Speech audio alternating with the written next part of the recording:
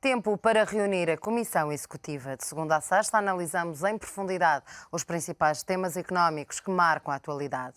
Na semana que passamos em revista alguns dos temas que vão ditar a agenda económica e política de 2011, não podemos excluir o papel de Portugal na Europa e os desafios da União Europeia, no seio de uma crise que empurrou as economias para a recessão e fragilizou o déficit e as contas públicas de vários países. Para a conversa, contamos com os nossos comentadores residentes das quintas-feiras, Franklin Alves, gestor, e João Trigo da Rosa, consultor, Isabel Meireles, advogada especialista em Direito Europeu e em representação do ISEG, o Instituto Superior de Economia e Gestão, o professor António Goxa Soares. Bom dia, bom ano, obrigado aos quatro pela vossa presença nesta Comissão Executiva. António Goxa Soares, começava por si, para lhe perguntar, quando Durão Barroso disse esta semana, e mais concretamente ontem, voltou a assegurar que tudo fará como Presidente da Comissão Europeia para garantir a estabilidade na zona euro, estava a referir-se, na sua opinião, exatamente o quê? O que é que ainda falta fazer, ou que ele pode fazer? Ele leia-se como Presidente, obviamente. Bom, como sabe, a crise do euro, da dívida soberana que atingiu os países da zona euro, veio pôr em causa um conjunto de aspectos que têm que ver com o funcionamento da União Económica e Monetária. Até agora, a União Económica e Monetária é, de facto, uma união monetária. É uma união que não tem mecanismos que a caracterizem como uma união económica. E a crise do euro, que foi, digamos, desencadeada pela a situação de insolvência financeira da Grécia no primeiro semestre de 2010 veio pôr em cima da mesa a necessidade da União Económica e Monetária se dotar de mecanismos de governação económica que permitam acorrer a este tipo de situações. Bom, e nessa sequência isto veio gerar uma grande polémica no seio da União Europeia entre os países que consideram que a situação tal como ela está, ela teria digamos, os mecanismos suficientes para contrariar estas situações, desde que todos os países tivessem cumprido de forma rigorosa os critérios da União Económica e Monetária e do Pacto de Estabilidade e Crescimento. Ora, isso não aconteceu, e isso não é uma história de 2010, é uma história que tem que ver com os 10 anos da União Económica e Monetária. E, no meio disso tudo há também uma outra polémica que se levanta, que é uma nova atitude que a Alemanha tem digamos, na liderança da União Económica e Monetária e uma menor solidariedade que a Alemanha tem para com os países do Sul. Bom, isso foi particularmente difícil no primeiro semestre, convencer a senhora Merkel de que a Alemanha e os países da zona euro deviam socorrer a Grécia para que a Grécia não entrasse numa situação de incumprimento das suas obrigações para com os credores internacionais, e só quando a Alemanha percebeu finalmente que o que estava em causa não era apenas a Grécia, era também o próprio projeto do euro, é que de facto foi lançado aquele fundo de emergência aos países em necessidade. A Grécia fez o seu pedido de auxílio, recorreu a esse fundo juntamente com o Fundo Monetário Internacional. Mas depois a crise estendeu-se em dominó para os chamados PIGS, não é? Para os países do sul da Europa, que têm tido tradicionalmente, eu até diria historicamente, digamos, um percurso de indisciplina financeira, não é? Porque o que aconteceu à Grécia não é uma novidade, é algo tem que ver desde a própria fundação do moderno Estado grego.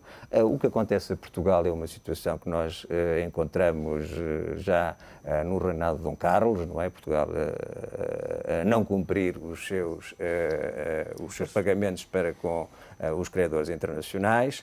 E a Irlanda e a Espanha são países que também, enfim, não primam por uma execução rigorosa das normas relativas ao Pacto de Estabilidade e Crescimento. E, portanto, há essa divisão entre os países que, de facto, cumprem as regras, assumem as regras, isso faz parte da cultura política desses Estados, e os países que vão fazer, digamos, uma gestão seletiva daquilo que é necessário cumprir ou não por critérios de oportunidade política e que têm uma maior dificuldade de o fazer. E posto isto, o que é possível? Bom, posto isto, o Presidente da Comissão Europeia ele não decide.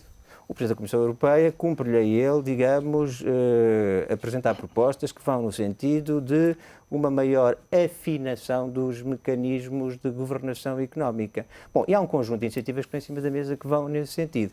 Há o fundo que foi agora aprovado na cimeira passada e que é agora no dia 16 ou 17 de dezembro, e que é de facto um mecanismo que vai dar uma outra base e uma outra solidez ao fundo. Tinha sido aprovado em maio, porque era um fundo ad hoc, era um fundo de emergência. Este é um fundo que virá a ter um caráter permanente, mas depois existem outros mecanismos que têm que ver com uma maior monitorização do sistema, digamos, porque a questão que se põe aqui concretamente é se na União Económica e Monetária o poder orçamental permanece nos Estados-membros. Os Estados-membros, e sobretudo destes países mais frágeis, os chamados países da periferia, com a propensão que eles têm para não cumprir, esses Estados-membros, com muita facilidade e em função dos ciclos eleitorais, os ciclos eleitorais depois são dissonantes de país para país, eles estarão sempre a violar. E, portanto, já foi aprovado no decurso do ano 2010 a questão do chamado semestre europeu, ou seja, levar as propostas orçamentais a priori ao conhecimento do ECOFIN. Mas depois, e isso já é um progresso. Depois há uma outra questão, que é muito cara à Sra. Merkel, que é aquela questão do reforço da dimensão sancionatória do não cumprimento. Muito não bem, é? já vamos a essas questões todas. Eu pegava na primeira, nesta questão que disse António Gosta Soares, no sentido de que até hoje tem havido só uma união monetária, ou mais forte, uma união monetária. Concorda? E estas medidas que agora podem estar em cima da mesa, em princípio, por exemplo, a aprovação a priori dos orçamentos ou o aval da Comissão para os orçamentos de cada um dos países, é um passo positivo no sentido desta estabilização que defende Durão Barroso? Eu estou de acordo com estas afirmações. De facto, temos uma união monetária, temos mais do que uma união monetária, temos um federalismo monetário, em que o Banco Central Europeu, de facto, é aquele que é a instituição que determina, por exemplo, as taxas de juros, o volume da massa monetária, enfim, questões que, em princípio, relevavam da soberania dos Estados, mas, digamos, a União Económica permaneceu até há pouco tempo, de facto, na soberania dos Estados, daí a dissonância destas duas vertentes que muitas vezes se entrechocavam. Mas porquê? Estava tudo bem como estávamos num período mais próspero, não era preciso pensar em situações destas? Provavelmente. O problema é que a crise chegou e, a partir daí, começou-se a muscular e a arranjar mecanismos para que a União Europeia se dotasse, de facto, também de uma união económica e, recentemente, medidas tomadas depois de um ano e meio de negociações, aliás, muito importantes, talvez mais importantes do que à primeira vista possam parecer, entre o Parlamento Europeu, a Comissão, obviamente, com o seu direito de iniciativa, mas também o Conselho, que traçam um quadro de supervisão europeia, ou seja, medidas como o Comitê Europeu de Risco Sistémico e 3 autoridades europeias de supervisão bancária, de valores mobiliários e de seguros e pensões complementares. No dizer do Parlamento Europeu, eu acho interessante esta expressão, é uma espécie de cão de guarda que ladra, mas também é capaz de morder. Portanto, estas autoridades de supervisão vão mais longe neste controlo federalista da União Económica e vão, de facto, permitir, ou não vão permitir aos Estados que eles andem à rédea solta, como tem acontecido até agora. Porque, de facto, os Estados-membros... E mais visivelmente em 2010. E mais visivelmente, como é óbvio, em 2010, em que as autoridades de supervisão nacionais eram mais que uma, seguramente, descoordenadas, com cacofonias e, portanto, foi necessário lançar para o nível europeu, e enfim, isso foi muito contestado, designadamente pelos britânicos e de algum modo também pelos alemães, mas mais pelos britânicos.